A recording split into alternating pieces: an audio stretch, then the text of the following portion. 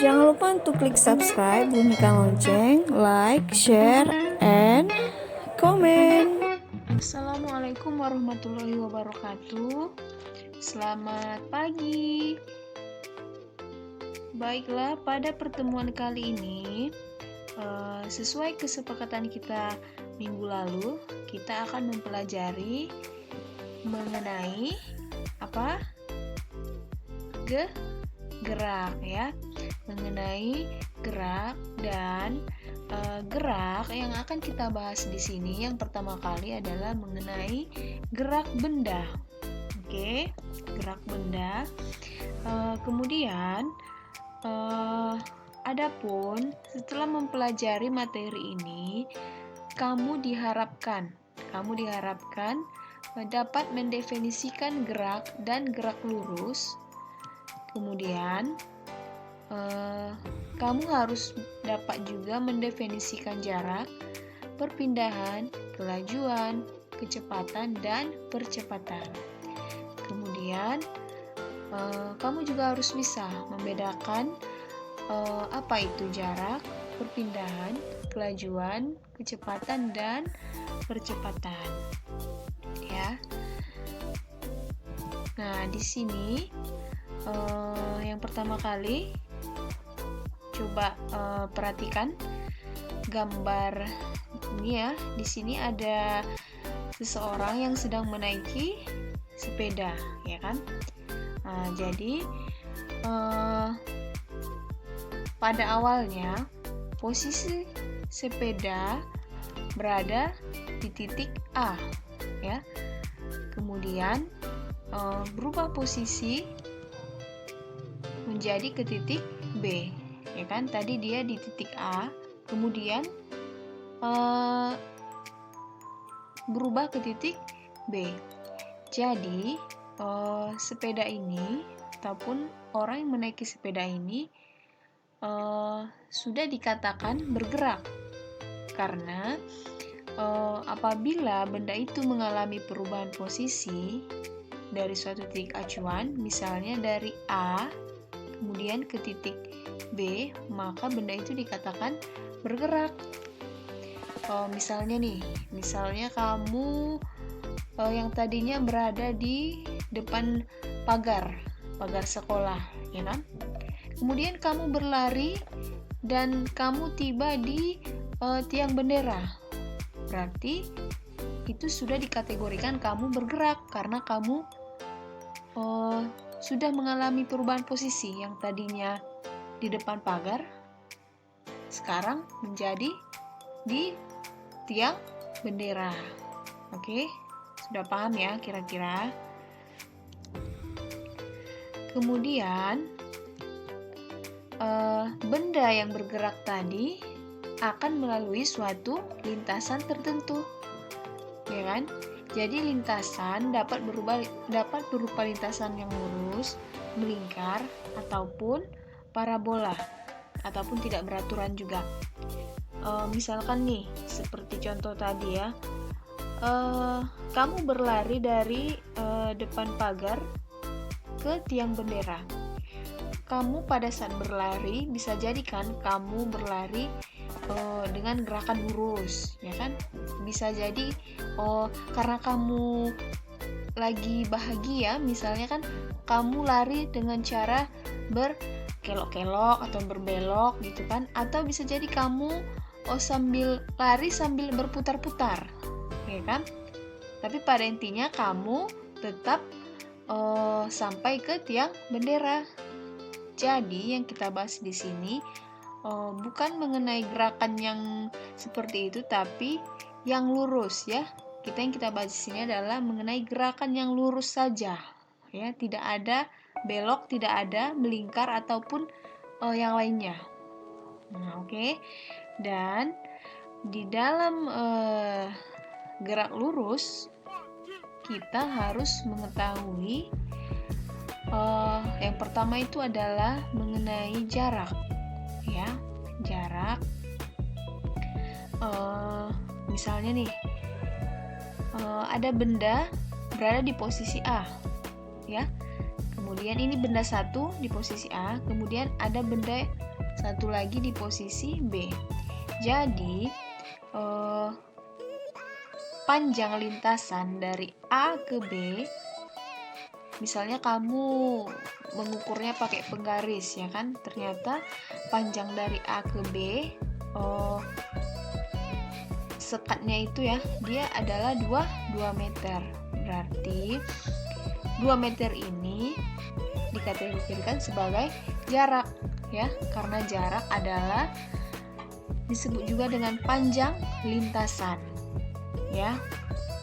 Misalnya tadi dari depan pagar ke tiang bendera, panjang lintasannya misalkan 5 meter. Berarti yang 5 meter itu adalah jarak ya, karena jarak adalah panjang lintasan ya. Lanjut,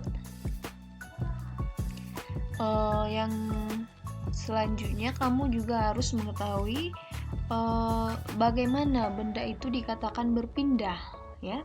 Nah, perhatikan di sini, benda dikatakan berpindah jika adanya selisih panjang lintasan awal dengan lintasan akhir. Jadi tadi kan kamu berlari nih dari depan pagar ke tiang bendera. Kemudian setelah sampai tiang bendera, kamu balik lagi atau kembali lagi ke depan pagar.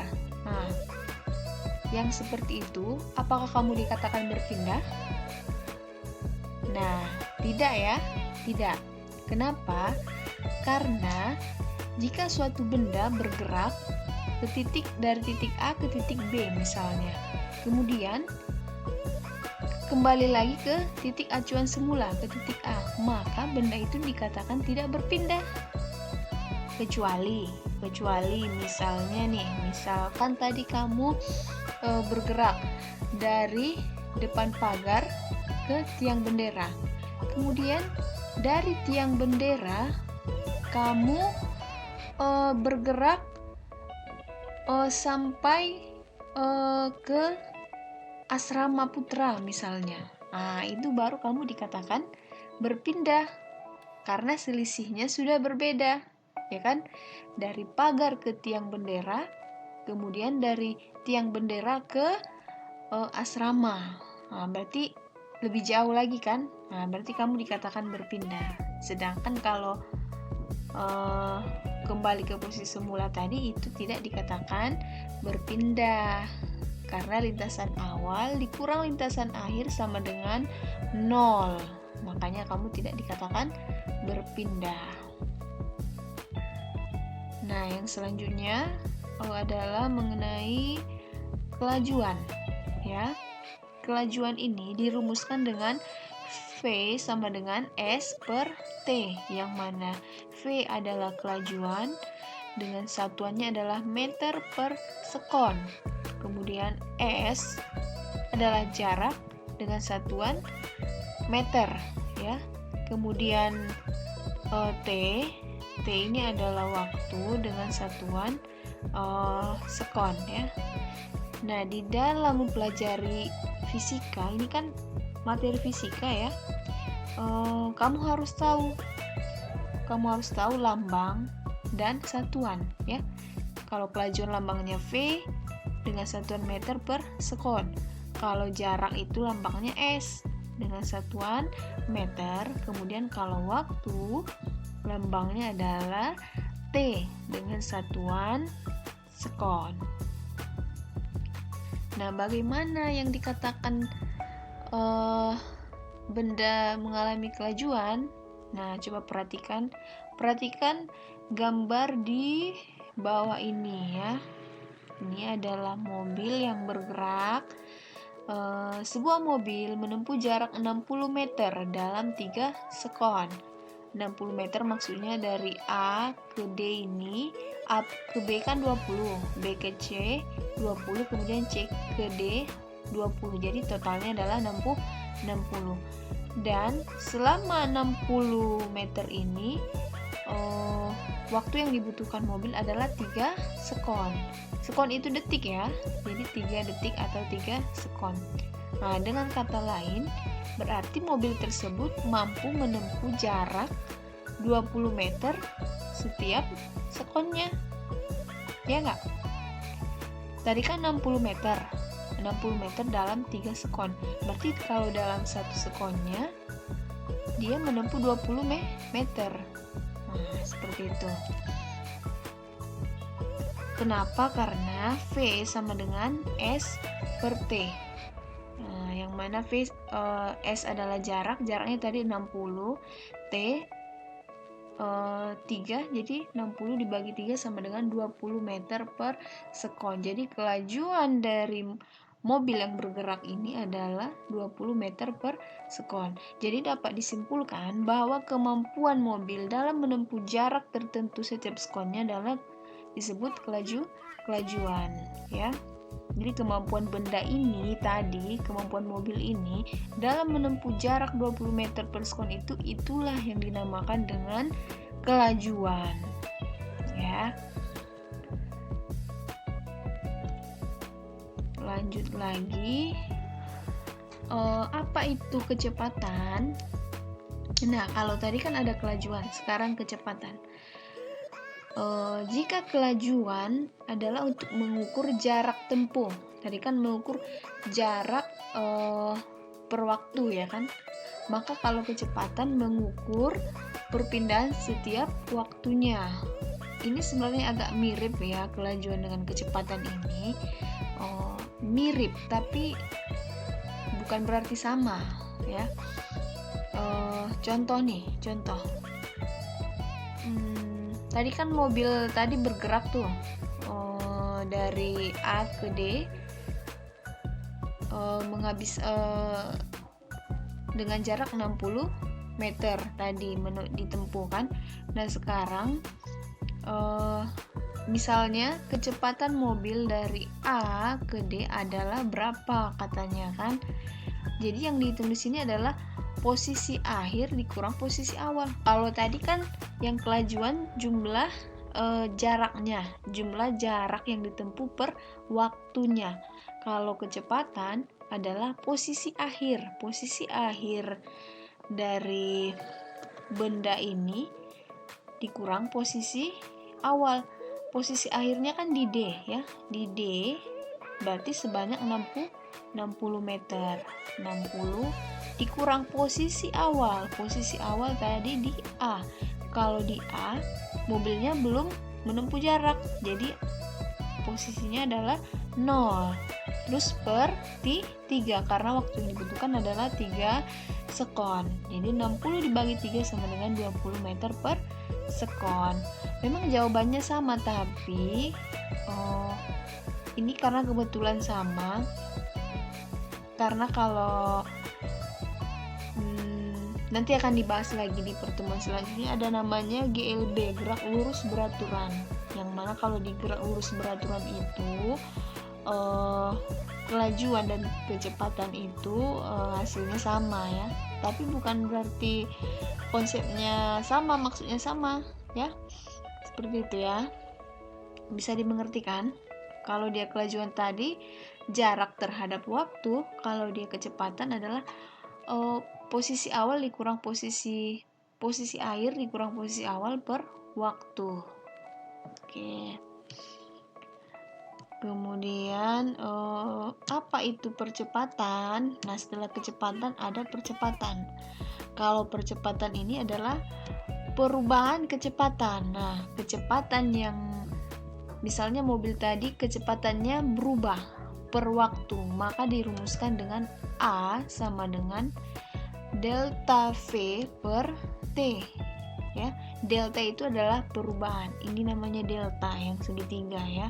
Delta V per T. Jadi A dilambangkan dengan percepatan dengan satuan meter per sekon kuadrat. Nah, ini salah ketik, ya. Harusnya ini dalam kurung, buka tutup kurung. Kemudian delta V perubahan kecepatan. Terus per waktu. Tapi kalau yang ini tadi, yang mobil, kebetulan percepatannya tidak berubah. lihat seperti ini ya kan. Tapi kalau misalnya benda yang bergerak tadi misalnya kecepatannya meningkat, misalnya kan tadi 2 meter per sekon, kemudian jadi 4 meter per sekon, kemudian jadi 6 meter per sekon, dia berubah-ubah, maka dikatakan benda itu mengalami percepatan ya. Kemudian jika kecepatan suatu benda menurun, kecepatannya menurun nih, melambat maksudnya, maka dikatakan benda tersebut mengalami perlambatan. Baiklah, cukup sekian materi kita pada kesempatan kali ini. Mudah-mudahan bisa dipahami. Wabillahi taufiq wal hidayah. Wassalamualaikum warahmatullahi wabarakatuh. Terima kasih.